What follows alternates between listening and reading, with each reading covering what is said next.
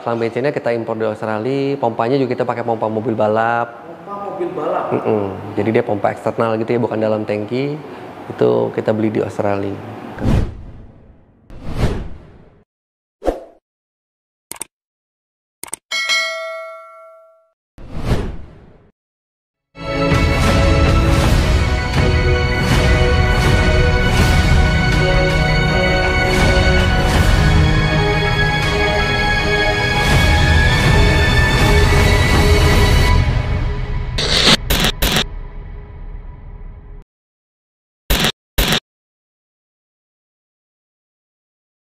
Awal mulai ketemu Bos Ade ini seperti apa sih? Nah, ketemu Bos Ade itu, saya sebenarnya nggak ketemu Bos Ade waktu itu belum pernah. Saya ketemunya sama adiknya, Kohan. Ketemu sama Kohan waktu itu ada mekaniknya si kecil itu, Adri. Salah satu mekanik kecil itu datang bengkel mau training ECU, basic training waktu itu. Akhirnya saya ngobrol sama Kohan, ada Acong ya, Acong tuh ngobrol kok. Coba deh buat truk satu gitu. Saya bilang ya udah coba ya. Saya ada beberapa support produk, beberapa support produk. Ntar coba saya mintain. Kalau misalnya memang disupport, ya udah nggak apa-apa. Kamu nyiapin sasis, nyiapin mesin standar, ntar barang yang support saya bantu. Saya bilang gitu. Ya kita belajar sih mas, karena mesin drag sebenarnya kurang lebih sama road race sih ya mirip-mirip aja sih mas. Mirip-mirip aja, beda di ban aja. Beda di ban sama sasis aja. Beda di ban sama sasis aja. Tapi kalau mesinnya secara hitungan hampir mirip dengan road race, emang lebih sedikit ekstrim. Dari sisi kompresi lebih sedikit ekstrim, tapi kurang lebih sama ya, hampir nggak beda. Ada nggak kendala-kendalanya pertama kali buat motor drag? Iya, motor drag EJC ini. Hampir nggak ada. Kalau saya hampir nggak ada kendala sih mas. Mungkin kalau saya rasa ya mungkin mesinnya langsung bagus ya, mungkin rezekinya Bos Ade juga ya. Karena kita seperti bikin mesin road race, biasanya ada beberapa yang mesinnya langsung enak gitu. Ada yang beberapa kali mesti dibongkar, dicek lagi, mungkin dicek portingnya, cek camnya. Tapi motor drag yang Bos Ade itu sekali jadi udah langsung enak gitu mas, lumayan gitu loh. Tapi ada riset-risetnya? Risetnya hanya di knalpot tok gitu. Wow. Knalpotnya. Hanya di knalpot aja? Nggak pakai bongkar-bongkar lagi? Begitu dicun langsung dapat ya, makanya saya bilang rezeki timnya, rezekinya Bos Ade. Rezekinya Bos Ade ya? Memang di motor drag itu ada beberapa komponen yang kita impor sih sebenarnya. Selang bensinnya kita impor dari Australia, pompanya juga kita pakai pompa mobil balap. Pompa mobil balap? Jadi dia pompa eksternal gitu ya, bukan dalam tangki. Itu kita beli di Australia. Karena memang kalau dengan speknya, saya sebenarnya kalau untuk selang bensin sebenarnya bisa aja pakai di sini. Tapi masalah safety-nya itu saya lebih mikirin. Jadi saya ambil selangnya dari Australia, karena selangnya sebenarnya dari luarnya anti bakar. Oh, dari luar emang anti bakar? Anti bakar, terus dalamnya lapisan teflon gitu. Jadi penggunaan bensin racing itu kan dia jahat ke karet ya. Jadi kalau kita pakai selang karet konvensional, biasanya karetnya suka rontok dalam. Keluarnya bagus, tapi dalamnya rontok gitu mas. Berarti emang spesial banget selangnya itu? Ya memang selangnya memang selang mobil balap sih, banyak di sana jualnya. Cuma di sini nggak ada. Di sini nggak ada. Impor berapa hari nyampe itu? 1 minggu waktu itu. Sebenarnya waktu itu kita kenapa saya Uber 1 minggu? Karena waktu itu kita pikir mau ngikut event yang seri pertama. Seri pertama? Yang di mana mas? Wonosari. Wonosari. Tapi saya bilang mungkin motornya kita belum tes. Saya bilang jangan dulu deh, daripada kita datang malu-maluin. Iya. Kita tunggu dulu deh gitu. Agak dipending dulu. Agak dipending. Terus seri 2-nya kan ya habis itu datanglah Corona. Makanya motor itu kita namain COVID-19 kan. COVID-19. Oke. Karena dia lahirnya waktu pas COVID-19, jadi kita namanya itu. Dan ada yang menarik juga di motor itu kok. Yang ada tabung di depan itu apa itu? Itu sebenarnya tabung pendingin bensin mas. Jadi motor drag itu kan identik dengan fuel pump yang pressure-nya tinggi. Jadi apabila suatu benda cair ditekan tinggi kan dia akan panas. Nah, bensin yang panas itu dia mempunyai density lebih rendah daripada bensin yang dingin. Density rendah dan tinggi itu perbedaannya lah, dan density tinggi itu waktu pada saat dia bercampur dengan udara ledakannya lebih besar.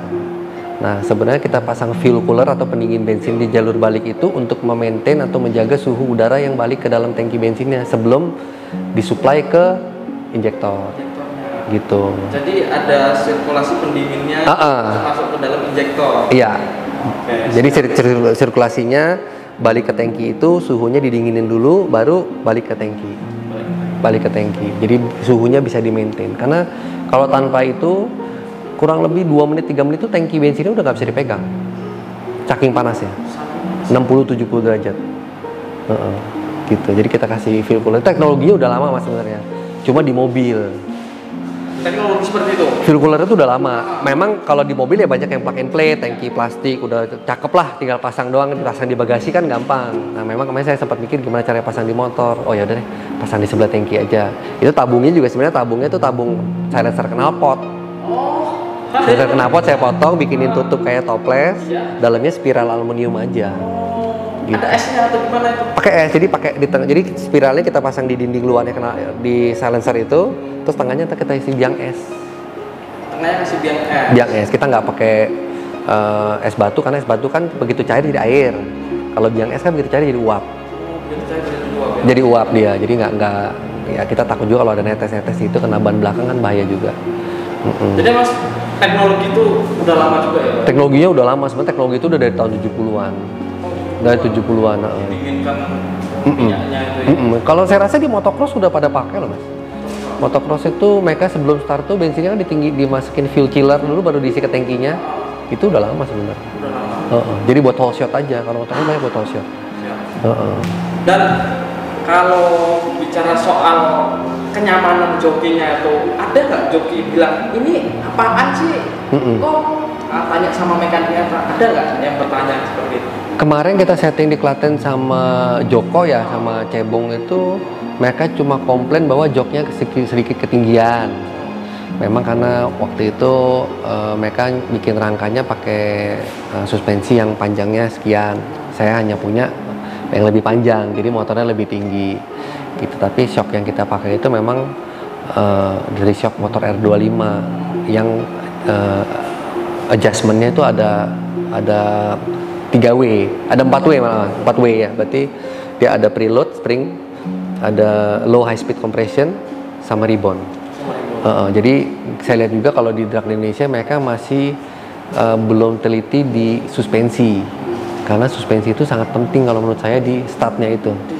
Di startnya itu, kenyamanan waktu dia start. Jadi konsistensi. Bukan berarti shock itu bisa bikin motornya lebih kencang tapi lebih konsisten. Gitu.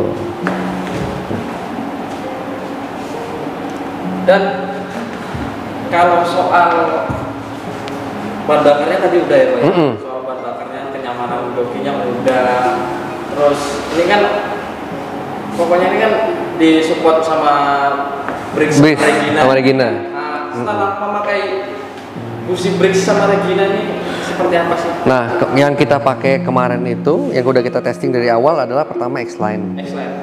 X-Line ini lahirnya paling terakhir ya. Jadi ini biasanya yang lahir terakhir itu paling sempurna. Jadi dari ada ZS, ada GS, ada tipe-tipe lain, tapi mereka lahirkan X-Line. X-Line ini kita udah uji di motor MP5 dan MP1. Oh, berarti X-Line ini udah diuji MP5 sama MP1? Udah kita uji awal pertama, kita uji di MP5 sama MP1.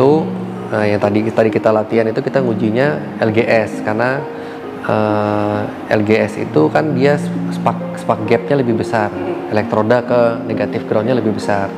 Jadi memang banyak terkendala kalau koilnya udah nggak bagus atau motornya sudah berumur, biasanya energi di koilnya udah nggak mampu. Tapi sebenarnya kalau misalnya koilnya mampu dengan spark gap yang lebih besar, pasti powernya lebih besar. Powernya aja lebih besar. Udah kita buktikan di atas dyno tuh kurang lebih sekitar 1-2% ya. 1-2% di motor balap itu banyak. Karena kita biasanya nyarinya kan setengah HP gitu. Ini peningkatannya memang sekitar setengah HP. Pakai menggunakan LGS, tapi dalam catatan koilnya harus yang mumpunin. Yang racing ya? Yang racing lah, yang apinya lebih besar. Bisa ya? YZ kan koil CDI itu ya. Jadi kalau untuk motor karbu mungkin bisa Mas. Kalau motor injeksi banyak koil racing injeksi yang resistannya bagus, jadi energinya lebih besar gitu. Jadi busi X-Line sama tipe LGS, tapi LGS harus treatment tertentu. Tapi kalau untuk apapun, untuk harian, untuk balap, X-Line udah bagus.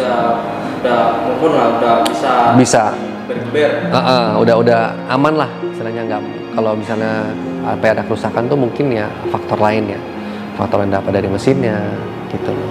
Nah memang kan karakternya orang Indonesia biasanya apa yang terakhir dipasang tuh yang disalahin kan gitu biasanya gitu. Nah jadi sasaran empuknya biasanya mereka suka nyalain busi, makanya saya di sini sebagai technical supportnya Breeze itu mau buktiin juga dan mau mengedukasi bahwa busi Breeze ini bagus, cuma jangan salah aplikasi gitu. Saya juga awalnya sedikit pesimis, saya bilang karena ini merek brandnya baru ya, tapi setelah saya coba saya yakin ya ini businya bagus, cuma jangan salah aplikasi. Jangan salah aplikasi.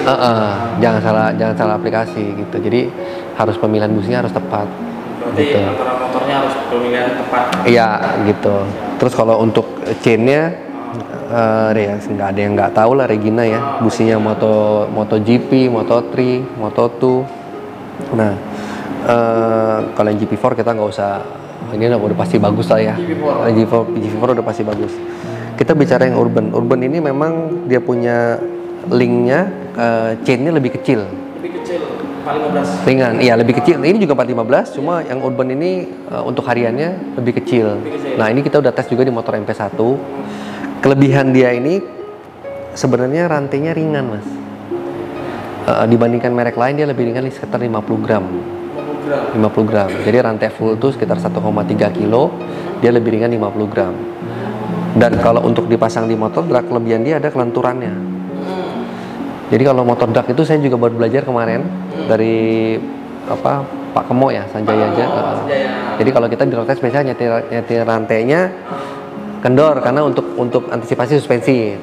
Tapi kalau di drag tuh ternyata harus keras, kenceng rantainya, harus kenceng untuk biar dia rodanya berputar satu arah, jangan ada slacknya dari rantai itu. Nah, kenapa saya bilang ini bagus untuk di motor drag? Karena dia ringan dan lentur. Jadi mungkin kalau misalnya kayak rantai yang biasa, yang besar gitu ya, itu kalau dipasang sentelnya kencang aja, kadang rodanya seret diputar. Nah kalau ini dipasang agak kencang dia nggak seret karena dia rantainya lentur. Nggak seret berarti? Nggak seret. Gitu. Jadi satu dia ringan, kedua dia lentur. Gitu. Terus kalau ada nggak kelemahan-kelemahannya dari Regina ini? Kalau kelemahannya sih sebenarnya dilihat dari kebanyakan orang, rantainya katanya rantai baru nih udah kendor kenceng katanya. Tapi mereka nggak perhatiin bahwa gear depan sama gear belakangnya masih bagus nggak gitu. Karena kebanyakan memang gear depan itu, apalagi motor balap ya mas, biasa kita 2 seri itu kita ganti karena dia sudah mulai asimetris ya, oval. Itu yang akibatin feelingnya kendor kenceng. Sama gear belakangnya kadang udah botak, kadang dia pasang bushing roda belakang bikinnya nggak center. Terus rantainya putus, dia nyalainnya rantai, padahal setup motornya nggak bagus gitu ya. Semuanya memang ada toleransi. Jadi Regina pun ada toleransi lah, boleh miring sedikit tapi adalah batasan tertentu, nggak bisa sampai terlalu jauh. Jadi kalau putus rantai itu, kalau saya bilang untuk Regina sendiri kebanyakan aplikasinya pemakaiannya salah. Jadi mereka gear depannya mungkin udah oval atau pitchnya udah tumpul-tumpul, terus pasang gear belakangnya mereka nggak center lagi gitu. Jadi ya itu sih penyebab utamanya. Tapi rantai apapun kalau di treatment kayak gitu pasti putus.